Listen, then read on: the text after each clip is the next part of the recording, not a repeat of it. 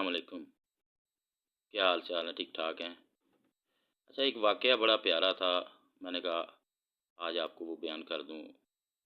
ایک ہالینڈ کے ڈاکٹر تھے، وہ کیسے مسلمان ہوئے، ان کا واقعہ ہے، وہ میں آپ کی نظر کر رہا ہوں، غور سے سنیے گا۔ ایک ڈاکٹر تھے یہ، بعد میں جب یہ مسلمان ہو گئے تو ان کا نام ہارون رکھا گیا، انہوں نے اپنا نام ہارون رکھا، ڈاکٹر ہارون۔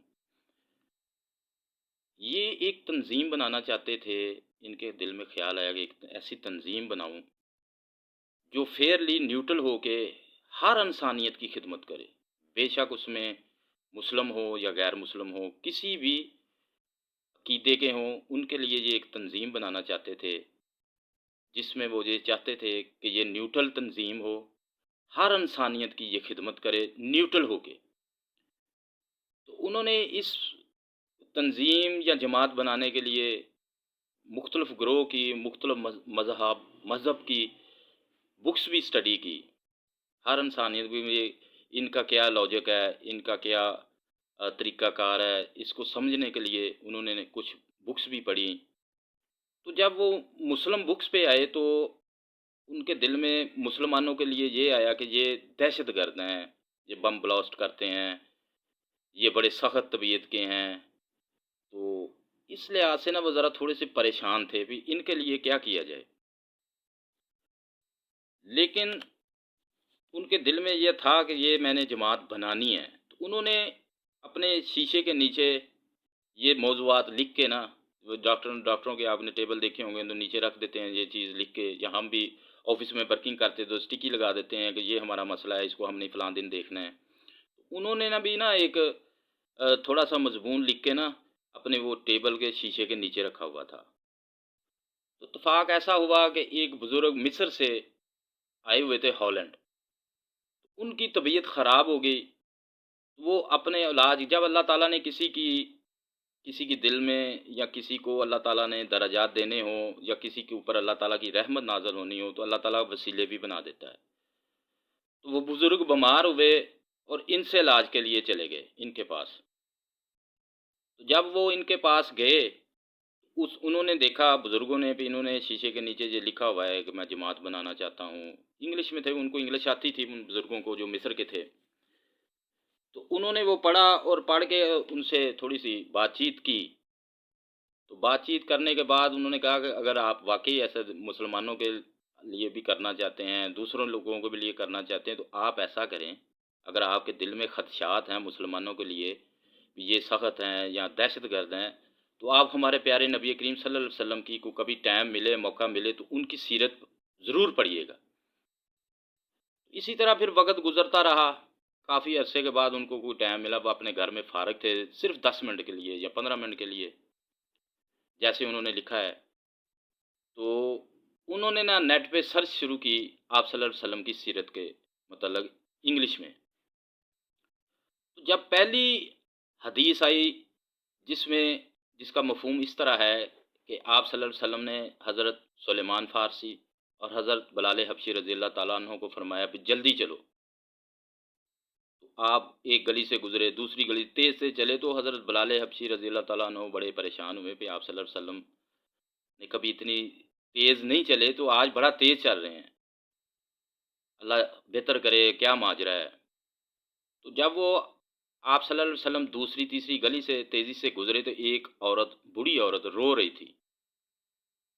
یہ سیرت پڑھ رہے ہیں ڈاکٹر سلیمان جو پہلے کافر تھے۔ تو جب وہ اس بڑھیا کے پاس پہنچے تو آپ صلی اللہ علیہ وسلم نے حضرت بلال حبشی رضی اللہ تعالیٰ عنہ سے فرمایا کہ بلال سے پوچھو کیا ماجرا ہے۔ تو وہ بوڑھی کہنے لگی کہ میں بہت غریب ہوں، ماجرا کوئی نہیں، میں بس مسئلہ یہ ہے کہ میں غریب ہوں اور غلام ہوں ایک یہودی کے ہاں۔ اس نے مجھے 5 دینار دیے تھے کہ جاؤ بازار سے تیل لے کے آؤ، تو میں بوڑھی تھی، تیل میں نے لیا، بوڑھی ہونے کی وجہ سے میرے جسم کانپ گیا یا میں گر گئی، تو وہ تیل سارا زمین پہ گر گیا اور زمین نے چوس لیا۔ اب میں گھر جاؤں گی تو وہ یہودن مجھے بہت زیادہ مارے گی، تو اس بڑھاپے میں اب میں کیسے اس کی مار بھی برداشت کروں گی، وہ مجھے برا بلا بھی کہے گی۔ تو اس لیے میں رو رہی ہوں۔ تو پیارے نبی کریم صلی اللہ علیہ وسلم نے فرمایا حضرت بلال حبشی سے، جاؤ بھی 5 دینار لے کے آؤ اور اس بڑھیا کو تیل لے کے دو۔ حضرت بلال حبشی رضی اللہ تعالیٰ عنہ نے 5 دینار کا تیل خریدا اور تیل خرید کے اس بڑھیا کو دے دیا۔ اب مسئلہ تو حل ہو گیا، لیکن وہ بڑھیا پھر رونے لگ گئی اور زاروں قطار روئے جا رہی ہے۔ تو آپ صلی اللہ علیہ وسلم نے فرمایا کہ اب کیا معاملہ ہے، کیا ماجرا ہے، اب تم کیوں رو رہی ہو؟ تو اس بڑھیا نے کہا کہ میں گھر جاؤں گی تو یہودن مجھے بہت مارے گی کہ تم دیر سے کیوں آئی ہو، تو اب اس وجہ سے میں رو رہی ہوں کہ میں بوڑھی ہوں، میری ہڈیاں نہیں سہ سکتی، تو میں اس لیے پریشان بھی ہوں اور اس لیے رو رہی ہوں۔ تو پیارے پیارے نبی کریم صلی اللہ علیہ وسلم کی شان اقدس دیکھیں، آپ صلی اللہ علیہ وسلم نے فرمایا کہ میں تمہارے ساتھ چلتا ہوں۔ تو وہ بوڑھی عورت آگے آگے چل رہی ہے اور آپ صلی اللہ علیہ وسلم اور صحابہ کرام پیچھے چل رہے ہیں۔ وہ اسی طرح گزرتی گئی 5 6 10 گلیوں سے گزری، ایک جگہ جا کے اس نے دروازہ نوک کیا تو اندر سے وہ یہودن نکلی۔ جب وہ یہودن نکلی تو سامنے آپ صلی اللہ علیہ وسلم کھڑے تھے، تو وہ آپ کے چہرے کو ماشاءاللہ دیکھتی ہی رہ گئی۔ آپ کا چہرہ اتنا نورانی تھا کہ آپ کے چہرے مبارک کو وہ دیکھتی رہی، اور آپ صلی اللہ علیہ وسلم کی نظر مبارک نیچی تھی۔ تو آپ صلی اللہ علیہ وسلم نے اس یہودن سے کہا کہ اے بی بی، اس طرح یہ معاملہ ہو گیا، اس کا تیل گر گیا، پھر دوبارہ لیا، اس لیے یہ جلدی نہ آ سکی، اس کے آنے میں دیر ہو گئی، تو اس کو مارنا نہ۔ تو وہ تو آپ صلی اللہ علیہ وسلم کے چہرے عطر کو دیکھ کے ہی ماشاءاللہ اس کو کسی چیز کی یعنی کہ لاپرواہ ہوگی ہر چیز سے، آپ کا نورانی چہرہ دیکھ کے۔ تو اب اس بڑھیا نے پھر آپ صلی اللہ علیہ وسلم نے کہا، آپ صلی اللہ علیہ وسلم نے پھر اس بی بی سے کہا کہ بی بی اسے مارنا نہ، اس طرح تیل گر گیا تھا تو یہ اس لیے لیٹ ہو گئی۔ تو وہ عورت نے وعدہ کیا، بی بی نے وعدہ کیا کہ میں اس کو کچھ نہیں کہوں گی۔ تو یہ آپ صلی اللہ علیہ وسلم نے پھر اس بڑھی سے پوچھا کہ اب مجھے اجازت ہے میں جاؤں؟ تو یہ بات سن کر وہ جب آپ صلی اللہ علیہ وسلم چلنے لگے، جانے لگے، تو وہ بیبیاں جو تھی پیچھے دروازے میں کھڑی یہودن، انہوں نے کہا کہ اپنا تعارف تو کروا دیں۔ تو حضرت بلال حبشی رضی اللہ تعالیٰ عنہ نے فرمایا کہ یہ اللہ کے پیارے رسول ہیں اور سچے رسول ہیں۔